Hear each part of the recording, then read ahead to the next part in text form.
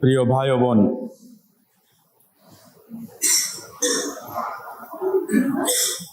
পৃথিবীতে মানুষের অবস্থা, জায়গার অবস্থা, পরিস্থিতি পরিবর্তনশীল, পরিবর্তন হতে থাকে। কখনো ক্ষমতা আসে, কখনো ক্ষমতা ছিনিয়ে নেওয়া হয়।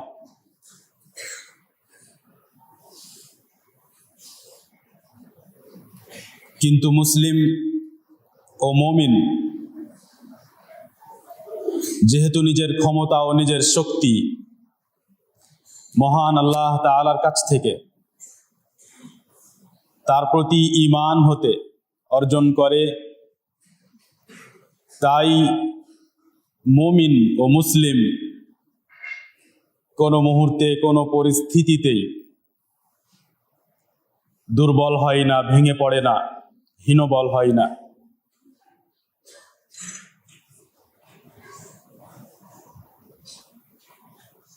মুমিন ব্যক্তি যদি শক্তিশালী হয়, তার ঈমান যদি দৃঢ় হয়, তাহলে সে আল্লাহ তাআলার কাছে প্রিয়। প্রত্যেক মুমিন ব্যক্তি আল্লাহ তাআলার কাছে প্রিয়, কিন্তু যে মুমিন ঈমানে বেশি মজবুত, সে আল্লাহ তাআলার কাছে ততই বেশি প্রিয়। মুসলিমরা প্রত্যেক যুগে যে শক্তির মাধ্যমে শত্রুকে পরাজিত করেছে, তাদের কাছে যে শক্তি সবচাইতে বড় শক্তি ছিল, তা ছিল তাদের ঈমানী শক্তি। তাই বলা বাহুল্য যে প্রত্যেক জায়গায়, প্রত্যেক সময়ে, অনেক যুদ্ধে মুসলিমদের সংখ্যা অনেক কম থাকার পরেও তারা জয় লাভ করেছে। তার কারণ ছিল তাদের ঈমানী শক্তি। আজকের মুসলিম ও মুমিন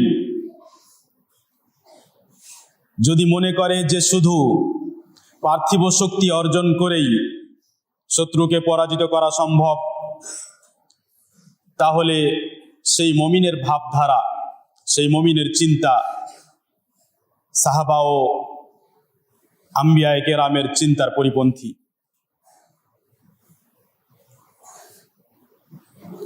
আল্লাহ সুবহানাহু ওয়া তাআলা মুমিন বান্দাকে শক্তিশালী দেখতে পছন্দ করে, এবং সেই শক্তিশালী হওয়া থেকে উদ্দেশ্য হলো যে বান্দা ঈমানের বিষয়ে, আমলের বিষয়ে, আনুগত্যের বিষয়ে শক্তিশালী হবে। সহিহ মুসলিমে বর্ণিত আবু হুরায়রা রাদিয়াল্লাহু আনহু বলেন যে রাসূল সাল্লাল্লাহু আলাইহি ওয়াসাল্লাম বলেছেন, আল মুমিনুল কাওয়ি খায়রুন ওয়া আহাব্বু ইলাল্লাহি মিনাল মুমিনিদ যায়িফ ওয়া ফি কুল্লিন খায়র ইহরিস আলা মা ইয়ানফাউক ওয়াস্তাইন বিল্লাহি ওয়া লা তা'জিজ। আল্লাহ তাআলার নিকট দুর্বল মুমিনের চাইতে বেশি প্রিয় এবং কল্যাণকর ও উত্তম শক্তিশালী মুমিন। উভয় মুমিন এবং প্রত্যেক মুমিনের মধ্যেই কল্যাণ রয়েছে, কারণ সবার মধ্যেই ঈমান রয়েছে। ঈমান থাকার কারণে, মূল ঈমান থাকার কারণে সবার মধ্যেই কল্যাণ রয়েছে। কিন্তু যে শক্তিশালী, সে আল্লাহ তাআলার কাছে বেশি প্রিয়। যখন তোমার সামনে কোনো কাজ আসবে, সেই কাজ দেখে ভয় পেও না, আল্লাহ তাআলার কাছে সহযোগিতা চাও। নিজেকে অক্ষম বলে পেশ করো না, অক্ষমতা প্রকাশ করো না। এ কাজ আমার দ্বারাই সম্ভব নয়, এ কথা বলো না, বরং চেষ্টা করো এবং আল্লাহ তাআলার কাছে সহযোগিতা চাও। রাসূল সাল্লাল্লাহু আলাইহি ওয়াসাল্লাম এ উপদেশ করলেন।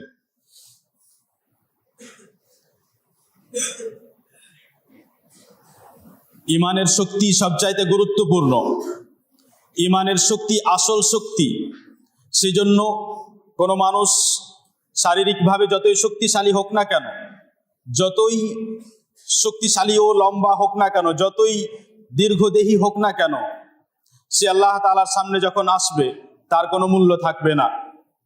তাকে যদি ওজন করা হয় তার কোনো ওজনই হবে না, তার কোনো ভার থাকবে না।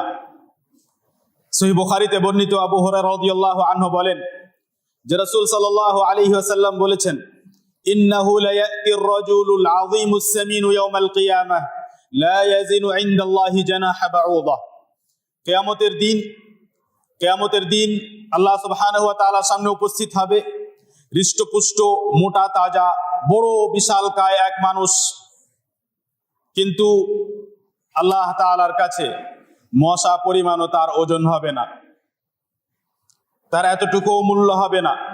তাকে ওজন করা হলে মশা পরিমাণ তার ওজন হবে না। সেই জন্য শারীরিকভাবে শক্তিশালী হওয়া যথেষ্ট নয়। আসল শক্তি হলো ঈমানি শক্তি। আসল শক্তি হলো যে শক্তি মুমিনের বুকের মধ্যে অবস্থান করে। তার এক উদাহরণ, যে যখন এক মুমিন বান্দা আল্লাহ তাআলার উপর ভরসা রাখে, যখন মুমিন বান্দা আল্লাহ তাআলার প্রতি বিশ্বাস রাখে, যখন মুমিন বান্দা এ কথার প্রতি বিশ্বাস রাখে যে অন্যের ওপর অন্যায় করা যাবে না, যখন মুমিন বান্দায় বিশ্বাস রাখে যে যদি আমি রাগ নিয়ন্ত্রণ করি, ক্রোধ নিয়ন্ত্রণ করি, তাহলে আল্লাহ তাআলার কাছে আমি প্রিয় হব, তাহলে সে নিজেকে নিয়ন্ত্রণ করবে। সহিহ বুখারী ও মুসলিমে বর্ণিত আবু হুরায়রা রাদিয়াল্লাহু আনহু বলেন যে রাসূল সাল্লাল্লাহু আলাইহি ওয়াসাল্লাম বলেছেন, লাইসা আশ-শাদীদু বিস-সুরআহ ইন্নামা আশ-শাদীদু আল্লাযী ইয়ামলিকু নাফসাহু ইনদাল গাযাব। দেখুন, ইসলামের দৃষ্টিতে শক্তিশালী কাকে বলে, শক্তির ধারণাই ভিন্ন ইসলামের দৃষ্টিতে। তাই রাসূল সাল্লাল্লাহু আলাইহি ওয়াসাল্লাম বললেন যে আসলে শক্তিশালী সে ব্যক্তি নয় যে নিজের শত্রুকে পরাজিত করে, ধরাশায়ী করতে পারে। শক্তিশালী হলো সে ব্যক্তি, প্রকৃত শক্তিশালী হলো সে ব্যক্তি যে নিজেকে নিয়ন্ত্রণ করতে পারে ক্রোধের সময়। এক মুসলিমের সাথে কথাবার্তা বলতে গিয়ে, তর্ক বিতর্কে জড়াতে গিয়ে রাগ হয়েছে, কোনো বিষয়ে আলোচনা করতে গিয়ে রাগ হয়েছে, রাগ হওয়ার কারণে অপরকে গালি দিতে শুরু করা, কিংবা তার সাথে কথা বন্ধ করে দেওয়া, কিংবা তার বিরুদ্ধে ষড়যন্ত্র করা, কিংবা তাকে নিয়ে সমালোচনা করা, সব কিছুই হাদিসের পরিপন্থী। যদি সত্যি একজন মুসলিম হয়, যদি সত্যি তার মধ্যে ঈমানি শক্তি থাকে, তাহলে সে এই পরিস্থিতিতে নিজেকে নিয়ন্ত্রণ করবে এবং সে স্মরণ করবে যে আল্লাহ সুবহানাহু ওয়া তাআলা এই বান্দাকে পছন্দ করেন যে নিজেকে নিয়ন্ত্রণ করে। কোন জায়গায় কোনো ব্যক্তি আপনার বিরুদ্ধে দাঁড়িয়েছে, কোন জায়গায় কোনো মানুষ শক্তি পেয়েছে, ক্ষমতা পেয়েছে, যাকে দেখে আপনার ভয় হয়, যদি এই অবস্থায় আপনি ভয়ে কাঁপতে শুরু করেন যে এবার আমার কি হবে, তাহলে আসলে আপনার মধ্যে ঈমানি সেই শক্তি নেই।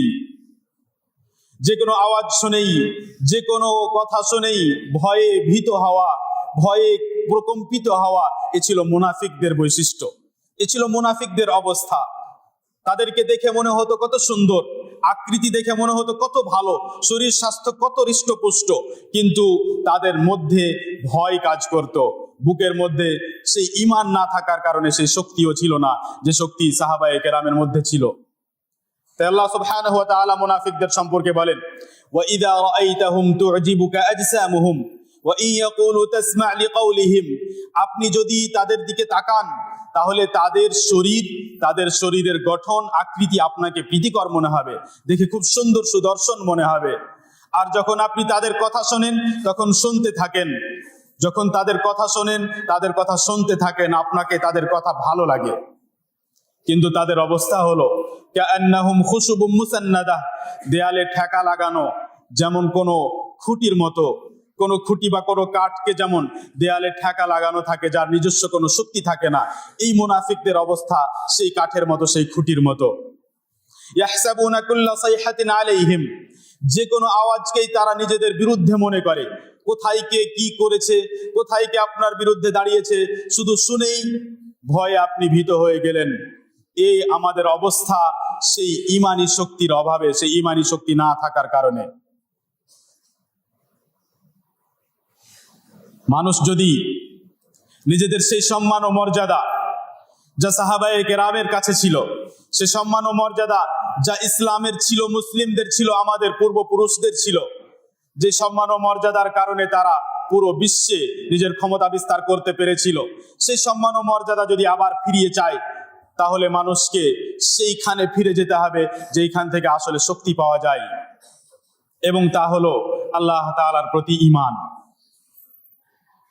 আসল শক্তির উৎসই হলো আল্লাহ তাআলার প্রতি ঈমান, এবং আল্লাহ তাআলার প্রতি ঈমান ততই বেশি শক্তিশালী হবে যত বেশি বান্দা, যত বেশি মুসলিম নিজের রব সম্পর্কে অবগত হবে। মহান আল্লাহ তাআলা সম্পর্কে, তার গুণ সম্পর্কে, তার কাজ সম্পর্কে, তিনি পূর্বের জাতিদের সাথে কি আচরণ করেছেন, কিভাবে তাদেরকে ধ্বংস করেছেন, এসব কথা যত বিস্তারিত জানবে, ততই বেশি সে আল্লাহ তাআলার প্রতি দৃঢ় বিশ্বাস রাখবে, তার ঈমানী শক্তি ততই বেশি বাড়বে। ঈমানী শক্তি কোনো এমন শক্তি নয় যে মানুষ শুধু মৌখিক সাক্ষ্যের মাধ্যমে কিংবা শুধু দাবির মাধ্যমে অর্জন করতে পারে। শুধু মুমিন বান্দা এই কথা বলে যে আমি আল্লাহ তাআলা ছাড়া অন্য কাউকে বিশ্বাস করি না, শুধু এই কথা বলে যে আমি আল্লাহ তাআলা ছাড়া কারো ইবাদত করি না, শুধু এই কথা বলে যে আমি নবী সাল্লাল্লাহু আলাইহি ওয়াসাল্লামকে খুব বেশি ভালোবাসি, সেই শক্তি অর্জন করতে পারে না। যেমন সাহাবায়ে কেরাম এসব দাবি করতেন এবং সাক্ষ্য দিতেন, সেই সাক্ষ্য তারা নিজের কাজের মাধ্যমে প্রমাণ করেছেন। যদি আজ মুসলিম শুধু দাবি করে যে আমরা সবাই মুসলিম, আমরা আহলুল হাদিস, আমরা রাসূল সাল্লাল্লাহু আলাইহি ওয়াসাল্লামকে ভালোবাসি, কিন্তু কাজে তা বাস্তবায়ন না করে, তাহলে সেই প্রকৃত ঈমানী শক্তি তাদের কাছে ফিরে আসবে না, এবং সেই ঈমানী শক্তি ছাড়া প্রকৃত সম্মান ও মর্যাদা ফিরিয়ে পাওয়া অসম্ভব। সে সম্মান ও মর্যাদা ফিরিয়ে পাওয়ার জন্য আপনাদের কাছে, আমাদের কাছে সেই ঈমানী শক্তির কোনো বিকল্পই নেই।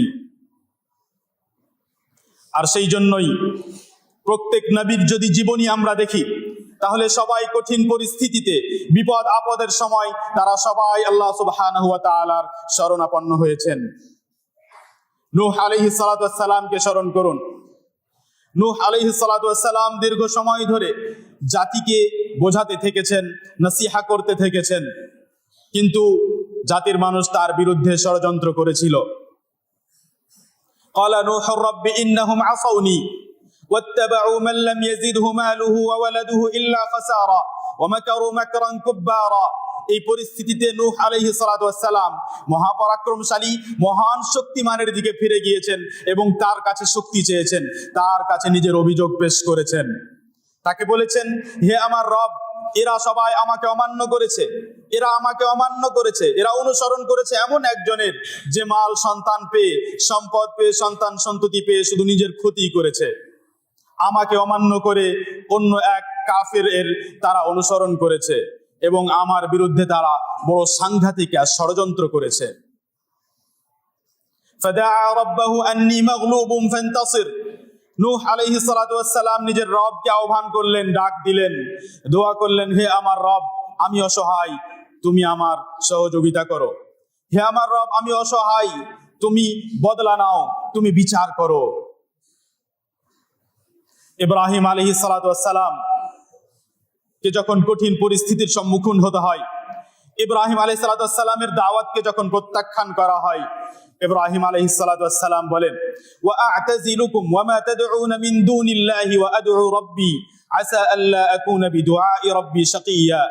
আমি তোমাদের সকলকে ত্যাগ করে, তোমাদের সকলের সাথে সম্পর্ক বিচ্ছিন্ন করে আমি একমাত্র আল্লাহ তাআলাকে ডাকবো। আমি আশা করি যে আল্লাহ তাআলাকে ডাকলে আমি হতভাগ্য হব না।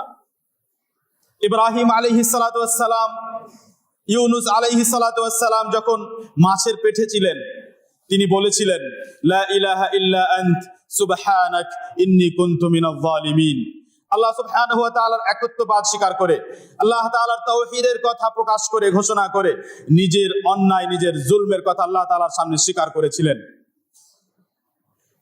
মুসা আলাইহিস সালাতু ওয়াস সালামের যুগে ফিরআউন যখন ঘোষণা দেয় যে বনি ইসরাইলের সমস্ত ছেলেকে হত্যা করতে হবে, বছরে বছরে ছেলেদেরকে হত্যা করতে হবে, যাতে সেই ব্যক্তি জন্মই না নিতে পারে বা সেই ব্যক্তি বাঁচতেই না পারে যে আমার ক্ষমতা হয়তো ছিনিয়ে নিবে।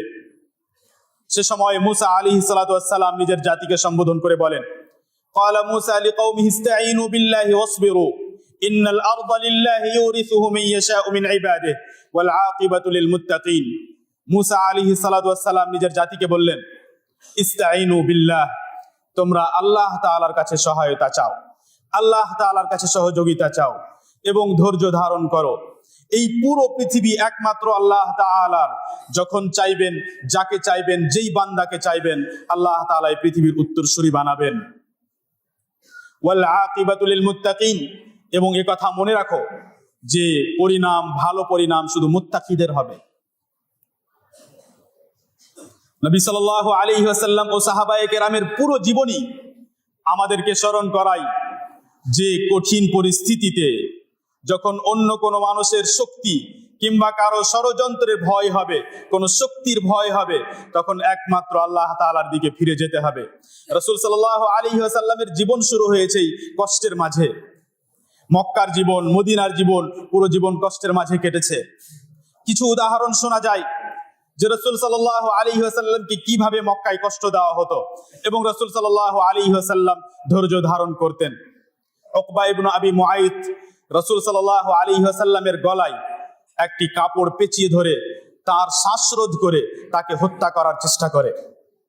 আবু জাহেল রাসূল সাল্লাল্লাহু আলাইহি ওয়াসাল্লামকে হত্যা করার সিদ্ধান্ত নিয়ে, এর পূর্বে এ বিষয়ে সিদ্ধান্ত নিয়ে ফয়সালা করে যে রাসূল সাল্লাল্লাহু আলাইহি ওয়াসাল্লামকে হত্যা করবে, একটি হাতে পাথর নিয়ে রাসূল সাল্লাল্লাহু আলাইহি ওয়াসাল্লামের দিকে এগিয়ে যায়। কিন্তু সে বড় বিশালকায় এক উট দেখতে পায়, সেই উট দেখে হঠাৎ সে থমকে দাঁড়ায় এবং পিছে সরে আসে। রাসূল সাল্লাল্লাহু আলাইহি ওয়াসাল্লাম যখন মক্কায় সাহাবায়ে কেরামের মধ্যে ঈমান মজবুত করছিলেন, তাদেরকে কথা বোঝাচ্ছিলেন যে তোমাদেরকে একমাত্র আল্লাহ তাআলার ইবাদত করতে হবে, এই জগতের সৃষ্টিকর্তা একমাত্র আল্লাহ তাআলা। যখন তাদের মধ্যে এই সৃষ্টি তৈরি, এই বিশ্বাস তৈরি করছিলেন যে আল্লাহ তাআলা ছাড়া অন্য কেউ ভয়ের উপযুক্ত নয়, অন্য কাউকে ভয় করা যাবে না, অন্য কারো সামনে মাথা নত করা যাবে না। যদি আল্লাহ সুবহানাহু ওয়া তাআলার সহযোগিতা পেয়ে যাও, তাহলে তোমাদের ভয় করার কোনো কারণ নেই। যে সময় তাদের মধ্যে এই ঈমান ও বিশ্বাস রাসূল সাল্লাল্লাহু আলাইহি সাল্লাম তৈরি করছিলেন যে তোমাদের সকলকে মরতেই হবে এবং মৃত্যুর পর তোমাদের সকলকে আল্লাহ তাআলার সামনে দাঁড়াতে হবে, তাই কখনো কোনো খারাপ ব্যবহার করা যাবে না, মিথ্যে কথা বলা যাবে না, গালি দেওয়া যাবে না, অন্যায় করা যাবে না, এমনকি কাফেরদের সাথে পর্যন্ত দুর্ব্যবহার করা যাবে না। এই সময়ে রাসূল সাল্লাল্লাহু আলাইহি ওয়াসাল্লাম এবং সাহাবায়ে কেরামকে এত কষ্ট সহ্য করতে হচ্ছিল যে এক মুহূর্তে রাসূল সাল্লাল্লাহু আলাইহি ওয়াসাল্লাম এক পর্যায়ে গিয়ে সাহাবায়ে কেরামকে হাবাসা হিজরত করতে যাওয়ার কথা বলেন। হাবাসা হিজরত করে যাওয়ার কথা বলেন যে এই জায়গা আর তোমাদের জন্য উপযুক্ত নয়, তোমাদেরকে এই জায়গা ছেড়ে হাবাসা হিজরত করে যেতে হবে। এই ঘটনা হয়েছে 5 নবুয়তে রজব মাসে। রজব মাসের 5 নবুয়ত, যখন রাসূল সাল্লাল্লাহু আলাইহি ওয়াসাল্লামের নবী হওয়ার প্রায় 5 বছর বা 4 বছর, 4.5 বছর অতিবাহিত হয়েছে। রাসূল সাল্লাল্লাহু আলাইহি ওয়াসাল্লাম ও সাহাবায়ে কেরামের কষ্ট সহ্য করতে থাকেন। এক পর্যায়ে রাসূল সাল্লাল্লাহু আলাইহি ওয়াসাল্লাম সহ বনু হাশিম এবং বনু মুত্তালিবকে সবাইকে বয়কট করা হয়। কুরাইশরা সবাইকে বয়কট করে যে এদের সাথে আর আমরা ওঠা বসা করব না, না বনু হাশিমের কোনো ব্যক্তির সাথে, না বনু মুত্তালিবের কোনো ব্যক্তির সাথে, না এদের সাথে আমরা বিয়ের সম্পর্ক করব, না এদের সাথে আমরা কেনা বেচা করব, না এদের কোনো খাবারের ব্যবস্থা হতে দেব। চারিদিক থেকে সার্বিকভাবে এদের সাথে বয়কট করব। এবং 7 নবুয়তে মুহররম মাসে 7 নবুয়তে অর্থাৎ নবুয়তের 7ম বছরে রাসূল সাল্লাল্লাহু আলাইহি ওয়াসাল্লাম সহ বনু হাশিম ও বনু মুত্তালিবকে শিবে আবি তালিব নামক এক জায়গায় থাকতে হয় এবং সেখানে তারা সমস্ত সুখ, সমস্ত সুবিধা থেকে বঞ্চিত হয়ে থাকে। কোনো মানুষ তাদের সহযোগিতা করতে আসলে তাদেরকে বাধা প্রাপ্ত হতে হতো, তাদেরকে বাধা দিয়ে দেওয়া হতো। মক্কার বাইরে থেকে কেউ যদি কোনো পণ্য বিক্রি করতে আসতো, কুরাইশের কাফেররা তাদের পণ্য ক্রয় করে নিয়ে মূল্য বৃদ্ধি করত, যাতে বনু হাশিম ও বনু মুত্তালিবের কেউ তা ক্রয় করতে না পারে। 3 বছর ধরে তাদের অবস্থা এমন হয়ে গিয়েছিল যে তারা বনু হাশিম ও বনু মুত্তালিব এই শিবে আবি তালিবে চামড়া খেতে এবং গাছের পাতা খেতে বাধ্য হয়ে গিয়েছিল। কিন্তু স্মরণ করুন যে এই কঠিন পরিস্থিতিতেও কি তাদের মধ্যে কেউ আল্লাহ সুবহানাহু ওয়া তাআলার এই দ্বীন হতে, ঈমানের বিষয়ে, নবী সাল্লাল্লাহু আলাইহি ওয়াসাল্লামের সংরক্ষণ হতে কেউ কি পিছনে সরেছিল, নাকি সবাই সেই দ্বীনের উপরে অটল ছিল? তাদের মধ্যে ঈমানি শক্তি আসলো কোথা থেকে? তাদের মধ্যে ঈমানি শক্তি আসলো মহান আল্লাহ তাআলার বিষয়ে সঠিক জ্ঞান থাকার কারণে। রাসূল সাল্লাল্লাহু আলাইহি ওয়াসাল্লাম তাদের সাথে থাকতেন তাই। মুসলিমরা সত্যি যদি আজ নিজেদের সেই সম্মান ও মর্যাদা ফিরিয়ে পেতে চায়, তাহলে তাদেরকে ঈমানের দিকেই ফিরে আসতে হবে। চিন্তিত হয়ে কোনো লাভ নেই, শুধু ভয়ে আতঙ্কিত হয়ে থেকে কোনো লাভ নেই, অভিযোগ করে কোনো লাভ নেই, অন্যান্য দেশের সমালোচনা করে কোনো লাভ নেই। নিজের ঈমান সংশোধন করতে হবে, নিজের ঈমান সংশোধন করতে হবে, নিজের আমল সংশোধন করতে হবে, নিজের পরিবারকে সংশোধন করতে হবে। আল্লাহ তাআলা সম্পর্কে, রাসূল সাল্লাল্লাহু আলাইহি ওয়াসাল্লাম সম্পর্কে, কোরআনে কারীম সম্পর্কে আপনার ধারণা সংশোধন করতে হবে। মুসলিম হওয়ার পরেও এখন পর্যন্ত আল্লাহ তাআলা সম্পর্কে কত মানুষ কুধারণা রাখে। মুসলিম হওয়া সত্ত্বেও এখন পর্যন্ত কত মানুষ তাকদীর সম্পর্কে, ভাগ্য সম্পর্কে সঠিক ধারণাই রাখে না। আল্লাহ সুবহানাহু ওয়া তাআলা ওয়াদা করেছেন, মুমিনদের সাথে ওয়াদা করেছেন, মুমিনদেরকে সান্ত্বনা দিয়েছেন, ওয়ালা তাহিনু ওয়ালা তাহজানু ওয়া আনতুমুল আ'লাউনা ইন কুনতুম মুমিনিন। তোমরা হীনবল হইও না, তোমরা চিন্তিত হইও না, তোমরাই হবে জয়ী যদি তোমরা মুমিন হও, তোমরাই হবে জয়ী যদি তোমরা মুমিন হও। মুমিন হওয়ার মানে শুধু মুখে ঈমান দাবি করা নয়, বরং সেই ঈমানকে আমলের মাধ্যমে বাস্তবায়ন করা। মুমিন হতে হলে এই মুমিনদেরকে যেমন জুমার মসজিদে, যেমন জামে মসজিদে এই বড় সংখ্যায় দেখতে পাওয়া যায়, তেমনি এই মুমিনদেরকে ফজরের সালাতে এই সংখ্যাতেই দেখতে পাওয়া যেতে হবে। ফজরের সালাতে যদি প্রত্যেক মসজিদে এই সংখ্যাতেই মুমিনরা উপস্থিত হতে শুরু করে, এই তাদের উপস্থিতি অন্যান্যদের জন্য, কাফের মুশরিকদের জন্য ভয়ের এক কারণ হয়ে দাঁড়াবে।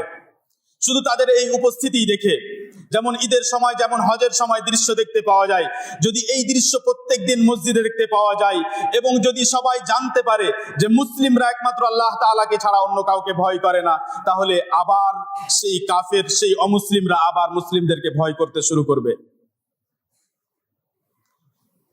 আজ মানুষ সম্মান ও সম্মান পায় না বলে, মর্যাদা পায় না বলে অভিযোগ করতে থাকে, অথচ আল্লাহ সুবহানাহু ওয়া তাআলা বলেন, মান কানা ইউরিদুল ইজ্জাহ ফালিল্লাহিল ইজ্জাতু জামিআ।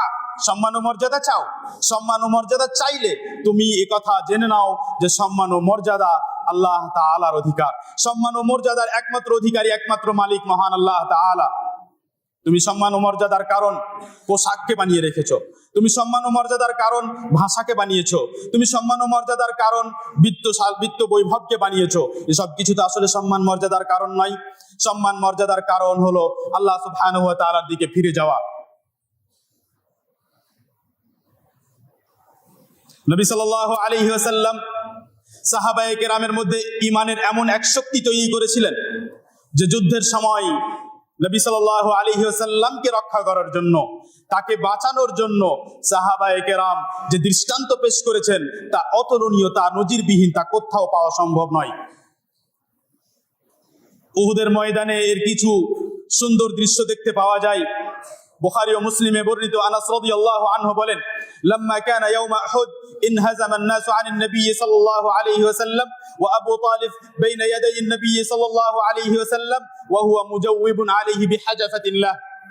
উহুদের ময়দানে, উহুদের যুদ্ধের দিন এক পর্যায়ে মানুষ যেন নবী সাল্লাল্লাহু আলাইহি ওয়াসাল্লাম থেকে একটু দূরে সরে গেল, কিন্তু আবু তালহা রাদিয়াল্লাহু আনহুকে দেখা গেল যে আবু তালহা রাদিয়াল্লাহু আনহু চামড়ার তৈরি এক ঢাল নিয়ে রাসূল সাল্লাল্লাহু আলাইহি ওয়াসাল্লামের সামনে দাঁড়িয়ে আছেন, যাতে কোনো তীর এসে রাসূল সাল্লাল্লাহু আলাইহি ওয়াসাল্লামকে আহত না করতে পারে। আবু তালহা রাদিয়াল্লাহু আনহু তীর নিক্ষেপ করার বিষয়ে পারদর্শী ছিলেন এবং রাসূল সাল্লাল্লাহু আলাইহি ওয়াসাল্লাম তাকে ভালোবেসে, তার তীর নিক্ষেপ করাকে ভালোবেসে, তার তীর কোথায় গিয়ে নিক্ষিপ্ত হচ্ছে তা দেখা পছন্দ করতেন।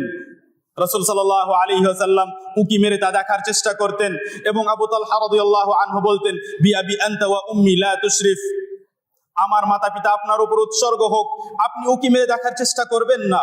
ইউসিবুকা সাহমুম মিন সিহামিল কওম, হতে পারে যে তাদের কোনো এক তীর এসে আপনাকে আহত করবে। নাহরি দুনা নাহরিক, আমার বুকে, আমার গলায়, আমার বুকে আগে এসে সেই তীরকে লাগতে হবে। হে রাসূল সাল্লাল্লাহু আলাইহি ওয়াসাল্লাম, আমি আমার বুককে, আমি আমার গলাকে আপনার বুকের সামনে রেখেছি। যদি তাদের কোনো তীর আসে তাহলে আগে আমার বুকে এসে লাগুক। আমরা নিজেদেরকে জিজ্ঞেস করি যে আছে কি সেই ভালোবাসা আজ আমাদের বুকে রাসূল সাল্লাল্লাহু আলাইহি ওয়াসাল্লামের জন্য? সেই যুদ্ধেই আবু দুজানা রাদিয়াল্লাহু আনহু রাসূল সাল্লাল্লাহু আলাইহি ওয়াসাল্লামের জীবন রক্ষা করার জন্য, রাসূল সাল্লাল্লাহু আলাইহি ওয়াসাল্লামকে মুশরিকদের তীর হতে রক্ষা করার জন্য নিজের পিঠকে এক ঢালে রূপান্তরিত করেছিলেন এবং মুশরিকদের তীর এসে একের পর এক তার পিঠে নিক্ষিপ্ত হচ্ছিল। আবু দুজানা রাদিয়াল্লাহু আনহু নড়াচড়াও করছিলেন না রাসূল সাল্লাল্লাহু আলাইহি ওয়াসাল্লামকে রক্ষা করার জন্য। এ হলো যুদ্ধের কিছু দৃশ্য। এই ধরনের অসীম দৃশ্য রয়েছে, অসংখ্য দৃশ্য রয়েছে রাসূল সাল্লাল্লাহু আলাইহি ওয়াসাল্লামের প্রতি সাহাবায়ে কেরামের ভালোবাসার। রাসূল সাল্লাল্লাহু আলাইহি ওয়াসাল্লামকে, তার শরীরকে, তাকে যেমন বাঁচানোর জন্য সাহাবায়ে কেরাম চেষ্টা করতেন, তেমনি সাহাবায়ে কেরাম রাসূল সাল্লাল্লাহু আলাইহি ওয়াসাল্লামের এক একটি কথাকে মূল্যায়ন করতেন, রাসূল সাল্লাল্লাহু আলাইহি ওয়াসাল্লামের এক একটি আদেশকে মূল্যায়ন করতেন, সাথে সাথে রাসূল সাল্লাল্লাহু আলাইহি ওয়াসাল্লামের আদেশ নিষেধ পালন করতেন। এ বিষয়ে কোনো চিন্তা ভাবনার কোনো সুযোগ ছিল না। সাহাবায়ে কেরাম কিছু ভাবতেন না, একে অপরের সাথে পরামর্শ করার কোনো বিষয় ছিল না। কোনো কথা বললেই রাসূল সাল্লাল্লাহু আলাইহি ওয়াসাল্লাম, সাহাবায়ে কেরাম সাথে সাথে তা বিশ্বাস করতেন, আদেশ আসলেই তার সাথে সাথে বাস্তবায়ন করতেন।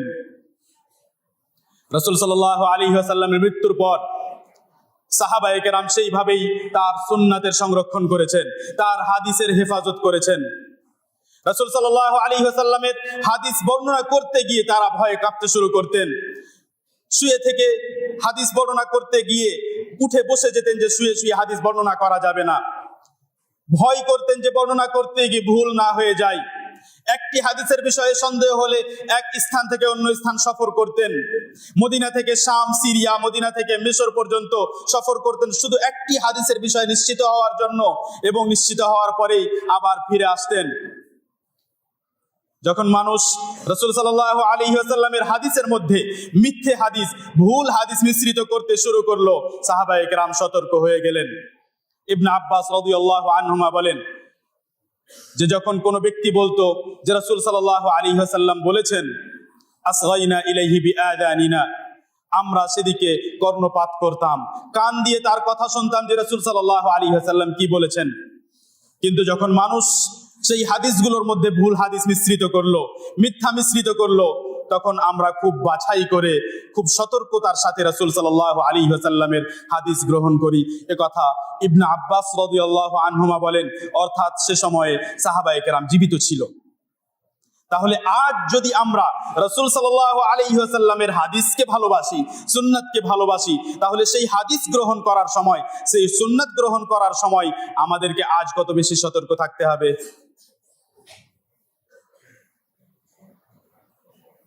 যদি আমরা সাহাবায়ে কেরামের মধ্যে যে ঈমানী শক্তি ছিল, সেই ধরনের বা তার কাছাকাছি ঈমানী শক্তি যদি আমরা অর্জন করতে চাই, তাহলে যেমন সাহাবায়ে কেরামের মধ্যে ছিল সর্বোত্তম আদর্শ রাসূল সাল্লাল্লাহু আলাইহি ওয়াসাল্লাম, যিনি কোরআনের শিক্ষা এবং হাদিসের শিক্ষা বাস্তবায়ন করে নিজেই তাদেরকে দেখাতেন, তেমনি আজ সমাজে আমাদের মধ্যেও উত্তম আদর্শ থাকতে হবে।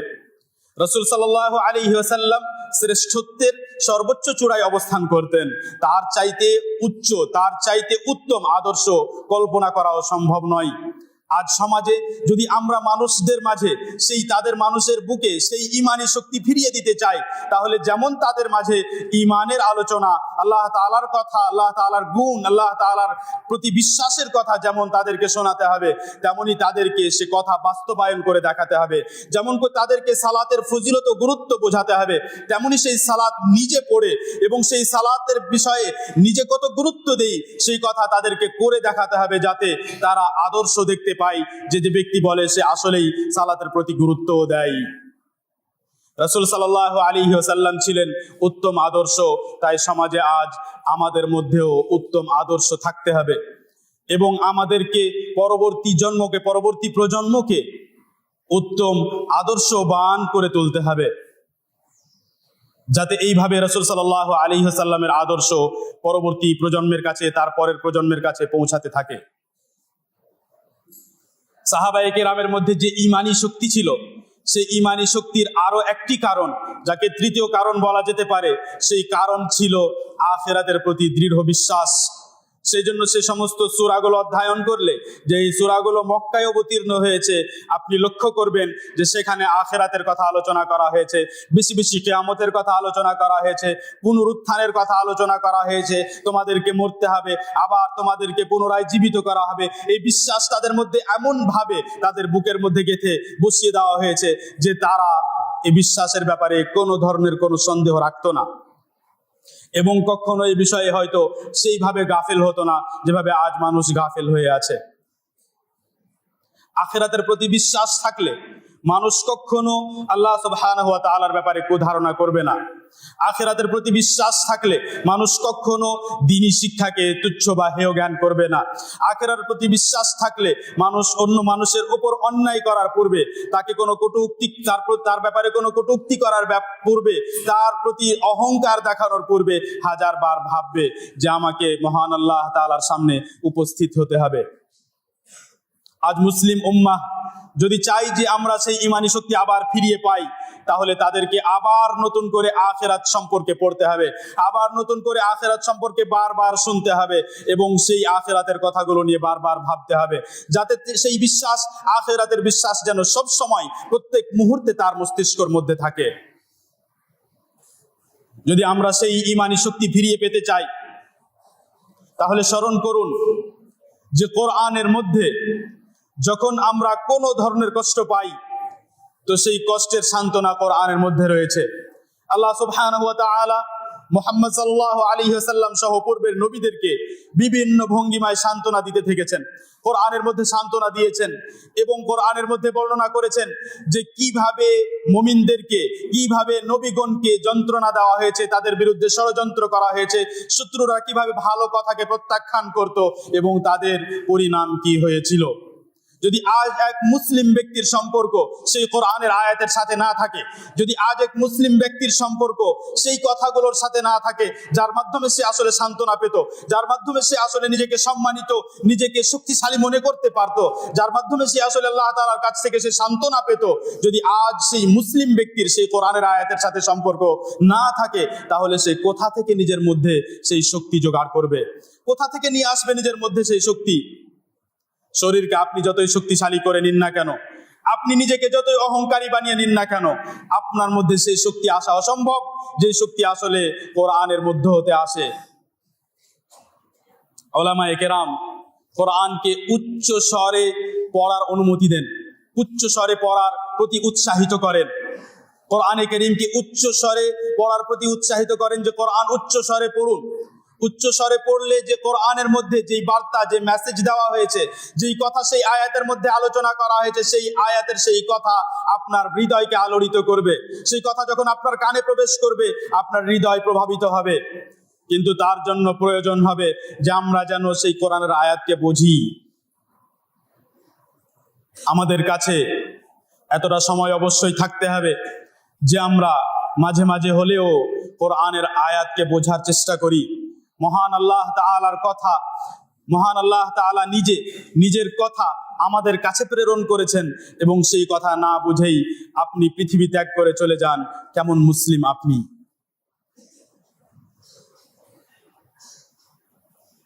রাসূল সাল্লাল্লাহু আলাইহি ওয়াসাল্লাম ও সাহাবায়ে কেরাম এবং তাদের পরের যুগে উলামায়ে কেরাম, তাবেঈন, তাবা তাবেঈন এবং প্রত্যেক যুগের যারা মুমিন ও জ্ঞানী মানুষ, তারা কোরআনের সাথে নিজেকে যুক্ত রাখে।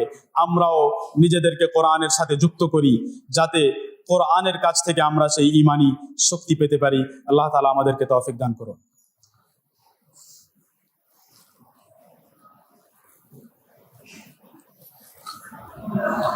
আলহামদুলিল্লাহি রাব্বিল আলামিন ওয়াল আকিবাতু লিল মুত্তাকিন ওয়া সাল্লাল্লাহু ওয়া সাল্লামা ওয়া বারাকা আলা নাবিয়িনা মুহাম্মদ ওয়া আলা আলিহি ওয়া আসহাবিহি আজমাইন। প্রিয় দিনী ভাই ও বোন, আমরা ঈমানি শক্তি কিভাবে অর্জন করা সম্ভব সে বিষয়ে কিছু কথা বললাম। আমরা যখন ঈমানি শক্তি নিয়ে ঈমানের বিষয়ে আল্লাহ তাআলা সম্পর্কে জানার কথা বললাম, তখন সেই আল্লাহ তাআলার প্রতি ঈমানের অন্তর্ভুক্ত অনেক বিষয় রয়েছে। যদি সংক্ষেপে বলা যায়, তাহলে আল্লাহ তাআলার প্রতি ঈমান, রাসূল সাল্লাল্লাহু আলাইহি ওয়াসাল্লাম সহ নবীগণের প্রতি ঈমান, ফেরেশতাদের প্রতি ঈমান, আখিরাতের প্রতি ঈমান, কিতাব সমূহের প্রতি ঈমান এবং ভাগ্যের প্রতি ঈমান। এবং ঈমান আনতে হবে যতটা সেই বিষয়গুলোতে আমাদের কাছে তথ্য থাকবে, সেই তথ্য সহ তার বিবরণ সহ ঈমান আনতে হবে। যদি আমাদের কাছে বিবরণ না থাকে তাহলে এই কথার প্রতি ঈমান আনতে হবে যে সমস্ত বিষয় আল্লাহ তাআলা আমাদের ওপরে যা যা ঈমান আনার যে বিষয়ে ঈমান আনা ওয়াজিব করেছেন সে সমস্ত বিষয়ে আমরা ঈমান আনলাম।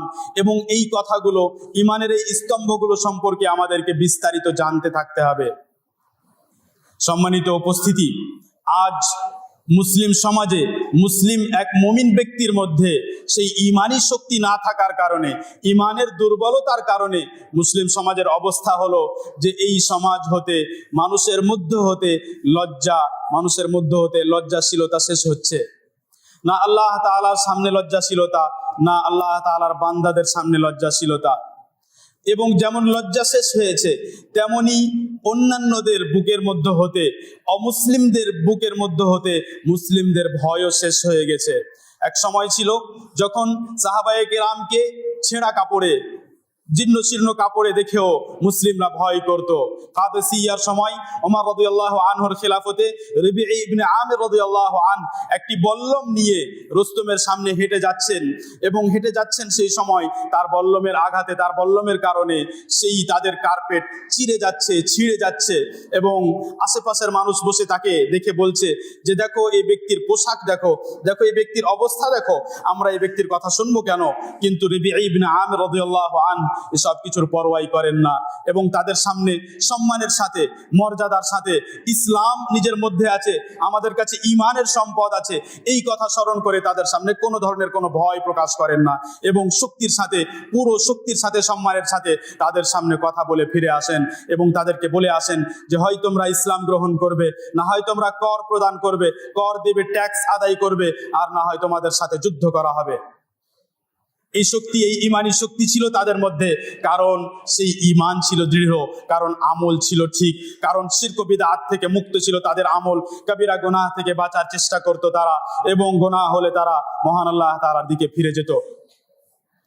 রাসূল সাল্লাল্লাহু আলাইহি ওয়াসাল্লাম পূর্বেই নিজের জীবদ্দশায় আমাদেরকে সতর্ক করেছেন যে এক সময় আসবে যখন চারিদিক থেকে, হে মুসলিম উম্মাহ, তোমাদের উপর সবাই যেন ঝাঁপিয়ে পড়বে, তোমাদের উপর আক্রমণাত্মক ভাব নিয়ে এমন ভাবে ঝাঁপিয়ে পড়বে যেমন খাবারের থালা রেখে দিলে চারিদিক থেকে মানুষ ক্ষুধার্ত অবস্থায় যেমন সেই প্লেটের দিকে, সেই থালার দিকে ঝাঁপিয়ে পড়ে খাওয়ার জন্য, সবাই তোমাদের উপর ঝাঁপিয়ে পড়বে।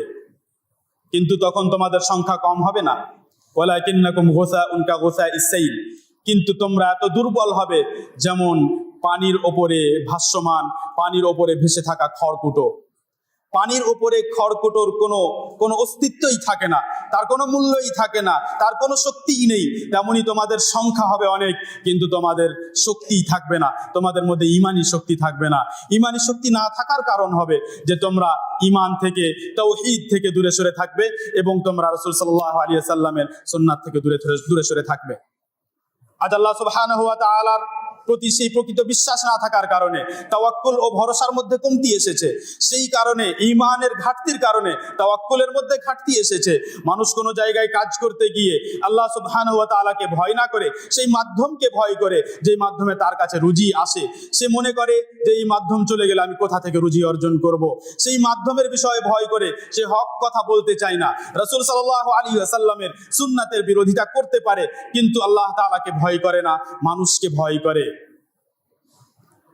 আল্লাহ সুবহানাহু ওয়া তাআলার প্রতি সেই ঈমানের দুর্বলতার কারণে, ঈমানি শক্তি দুর্বল হয়ে যাওয়ার কারণে মনে হয় যে আমি যদি সুদের সাথে জড়িত না হই, আমি যদি ঘুষ না নেই, আমি যদি হারাম ব্যবসা না করি, তাহলে কিভাবে আমার কাছে সম্পদ আসবে, আমি কিভাবে আমার সন্তানের, আমার পরিবারের লালন পালন করব। এই ভয়ের কারণ একমাত্র আল্লাহ তাআলার প্রতি সেই ঈমানের দুর্বলতা এবং সেই ঈমানি শক্তির না থাকা, অনুপস্থিতি। সম্মানিত উপস্থিতি,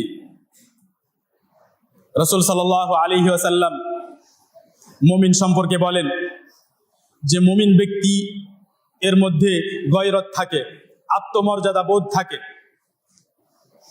সহিহ মুসলিমে বর্ণিত আবু হুরায়রা রাদিয়াল্লাহু আনহু বলেন যে রাসূল সাল্লাল্লাহু আলাইহি ওয়াসাল্লাম বলেছেন, ইন্নাল্লাহা ইয়াগার ওয়া ইন্নাল মুমিনা ইয়াগার। আল্লাহ সুবহানাহু ওয়া তাআলার মধ্যেও গয়রত রয়েছে, আত্মমর্যাদা বোধ ও গয়রত রয়েছে, এবং মুমিনের মধ্যেও গয়রত থাকে, মুমিনের মধ্যেও আত্মমর্যাদা বোধ থাকে। এই আত্মমর্যাদা বোধ ও গয়রতের অর্থ হলো যে মুমিন ব্যক্তি নিজের ভালোবাসাকে এত মূল্যবান মনে করে যে সেই ভালোবাসা সে কেবলমাত্র আল্লাহ তাআলার জন্য বিশিষ্ট করে রাখে। যে ভালোবাসা আমার একমাত্র আল্লাহ তাআলার জন্য, অর্থাৎ আল্লাহ সুবহানাহু ওয়া তাআলা ছাড়া এই ভালোবাসা আমি অন্য কাউকে দিতে পারি না। আল্লাহ সুবহানাহু ওয়া তাআলা ছাড়া আমি কোনো গুনাহের কাজকে, কোনো নোংরা কাজকে, কোনো খারাপ কাজকে, অপরাধকে কখনো ভালোবাসতে পারি না, বরং একমাত্র আল্লাহ তাআলাকে ভালোবাসবো। এবং সে নিজের কোনো আমলকে, নিজের কোনো কাজকে আল্লাহ তাআলা ছাড়া অন্য কারোর জন্য করাকে পছন্দ করবে না। এ হলো মুমিনের মধ্যে গায়রত। এবং সেই গায়রত, সেই আত্মমর্যাদা বোধ থাকলে মুমিন যখন আল্লাহ সুবহানাহু ওয়া তাআলার কোনো বিধান নষ্ট হতে দেখে, তখন সেই বিধান যে নষ্ট করে তাকে নিষেধ করে, তাকে নসিহা করে। কিন্তু আজ সেই ইমানি শক্তি দুর্বল হয়ে যাওয়ার কারণে, সেই গায়রত, আত্মমর্যাদা বোধ শেষ হয়ে যাওয়ার কারণে আমরা বলি যে অন্যের কাজে হস্তক্ষেপ করা যাবে না, আমরা বলি যে সবাইকে বাঁচতে দিতে হবে, আমরা বলি যে অন্যকে ডিস্টার্ব করা যাবে না, যে নিজের মতো, যে যার মতো চলতে চায় সে চলতে পারে, আমরা কাউকে বাধা দিতে পারি না। সেই সময়ে আসলে আমরা এই প্রমাণ দিই যে আমাদের মধ্যে সেই গায়রত, সেই আত্মমর্যাদা বোধ শেষ হয়ে গেছে। সম্মানিত উপস্থিতি, ইমানি শক্তি আমাদের কাছে ফিরে আসবে ইনশাআল্লাহ যদি আমরা মহান আল্লাহ তাআলার দিকে ফিরে আসি, যদি আমরা আখিরাতের বিশ্বাসের দিকে ফিরে আসি, কোরআনের দিকে ফিরে আসি, এবং যদি আমাদের মধ্যে উত্তম আদর্শ তৈরি করতে পারি। আমরা আল্লাহ তাআলার কাছে দোয়া করি যেন আল্লাহ তাআলা আমাদের সকলকে নবী সাল্লাল্লাহু আলাইহি ওয়াসাল্লামের সুন্নাহ অনুযায়ী তাওহীদ বাস্তবায়ন করার এবং নবী সাল্লাল্লাহু আলাইহি ওয়াসাল্লামের সুন্নাহ অনুযায়ী জীবনযাপন করার তৌফিক দান করেন, এবং আমাদের সকলকে ঈমানের দিক থেকে শক্তিশালী হওয়ার তৌফিক দান করেন, সালাতের মাধ্যমে, নেক আমলের মাধ্যমে, নফল আমলের মাধ্যমে। যেমন আল্লাহ রাব্বুল আলামিন পূর্বের মুসলিমদেরকে শক্তিশালী করেছিলেন, তেমনি আল্লাহ রাব্বুল আলামিন যেন আমাদেরকেও শক্তিশালী হওয়ার তৌফিক দান করেন, এবং আমরা যেন কখনো কোনো শত্রুকে দেখে, কারো ষড়যন্ত্রের কথা শুনে যেন ভীত না হয়। সুবহান রাব্বিকা রাব্বিল ইজ্জাতি আম্মা ইয়াসিফুন ওয়া সালামুন আলাল মুরসালিন ওয়ালহামদুলিল্লাহি রাব্বিল আলামিন। আসসালামু আলাইকুম ওয়া রাহমাতুল্লাহি ওয়া বারাকাতুহু।